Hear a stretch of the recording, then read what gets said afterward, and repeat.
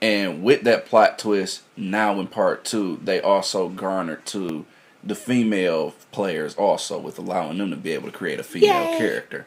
Yay. Yes, I was able to play as a girl. In part 1, I was not able to play as a girl. I had to walk around like a guy. But in part 2, I was like so psyched, like I can be a girl. We can do this. And they had good voice actors for part 2 also. Yeah. So I mean, I was just I'm a huge fan of part 2 still to this day, because I could fly around part 2 and still see things that I have not yet seen before. You know, just with the detail in that game was just extraordinary, if you ask me. Very immersive world. It was. Very detailed and everything. Excuse that car that just went by. But now, with that said, now that we've touched on part 2, let's touch on part 3. Okay, now, I will have to go on a limb here. I love part 3, but I cannot say that part 3 is better than 2. As much as I love the game, part 3 I cannot say is better than 2. For the simple fact of, there seemed to be a level of seriousness and good comedy with drama and plot twists in the second game.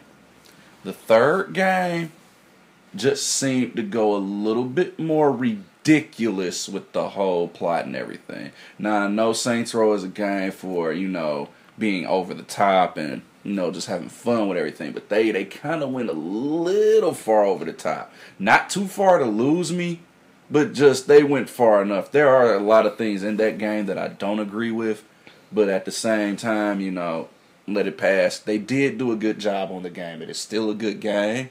Graphics were better. The city looked beautiful, but in taking a beautiful city and getting beautiful graphics, and to mention the gameplay was also streamlined better. They put in more melee combos. They put in an upgrade system for the weapons. They did a lot of good things with this game. Brought back activities that were fun. Even made a couple changes to some of them. Some of those changes were hit and miss. But in the end, it was a smaller game than part 2. And that's where I have to hit it hard on. They gave me a lot of good set pieces within the missions, like having a free fall and shoot stuff, be in a virtual reality world, fighting on top of a statue, an airship carrier. I mean, they put a lot of good set pieces in the game, but they failed to capitalize on what made part 2 so awesome. The great epic depth and size of the city.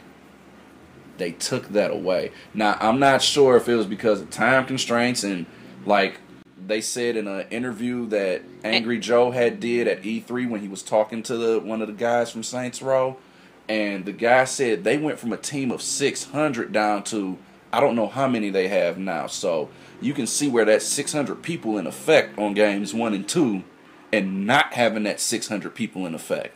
They just had to put out a good product within the time constraints that they had. With the amount of people that they had. Exactly. Right. And even though it was a good product, it still suffered in the terms of quality. Yeah. Because, like I hands down graphics, the Saints Row 3 is killing part 2. Period.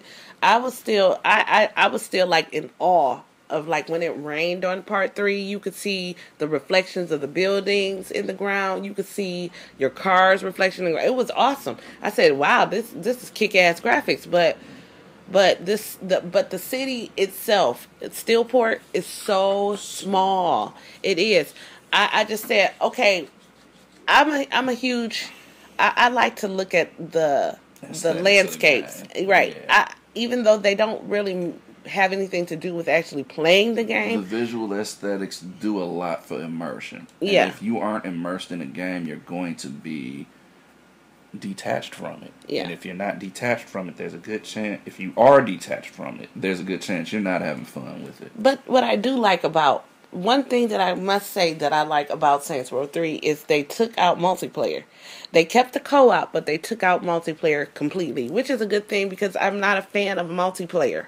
I like to play the story and the activities within the game with my friends. So they kept the co-op, which was very important, but they got rid of multiplayer, which means that means that all the achievements that you go for, you can go for with your friends. You don't have to do that stuff online, the multiplayer stuff, and all of the achievements were within the main story of the game. So I'm glad that they kind of got rid of it because it was like wasted on people like me that just do not like to play multiplayer.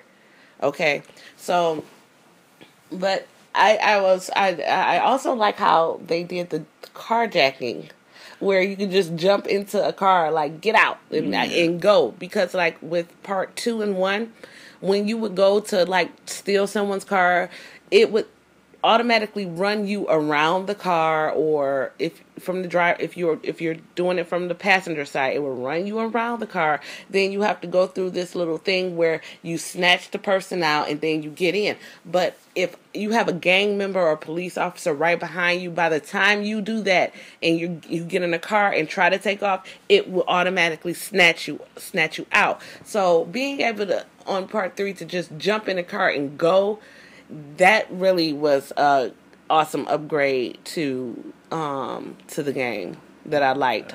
Also the phone. Yeah, the phone was a big addition. Being able to get your money and upgrade stuff and just being able to do a lot of stuff from that phone and not having to go back to your house or leave in game. It's like you didn't have to detach. You was always there. You was always in the middle of everything. Yeah, you got everything with your phone. But see, and then getting back to the houses thing from 3 versus 2. Now we're about to hit the problems of 3. Yeah, this is the problems with 3. There was no customization. Customization of the houses. I love doing that in part 2. You didn't have customization in part 1. You just eventually ended up moving to a better neighborhood and just taking their houses, but you were not able to customize. In part 2, as you progressed and they gave you things to do, like your house would look crappy at first, and then you had to go and upgrade. Real estate that you could buy and safe houses that you could buy. Yeah. And when you would buy a safe house, you would get it as is, or you could pay more money, to decorate it and make it look better than what it was. You can make it look like a pimp pad. You can make it look rich, just make it look regular. But the thing was, you had the option of doing it. And even though it doesn't have anything to do with the story, it's cool. Customization. It's cool. You can take your friends, like, look at my pad. Look at it. It's really nice. I got the little stripper pole or the piano. You can pick whatever you wanted. They took that completely away on part 3. You cannot do that on part 3. Part 3, they gave you a watered down version. They kind of took the system back to part 1 where you'll beat a neighborhood and you'll get this safe house. But they only made specific safe houses or strongholds that you could customize. And then it wasn't actually customization, you just upgraded them. Nothing within the inside changed, only the outward appearance changed.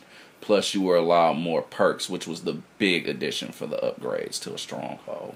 Okay, another thing that I can say was kind of an upgrade. I'm kind of iffy on it, you guys.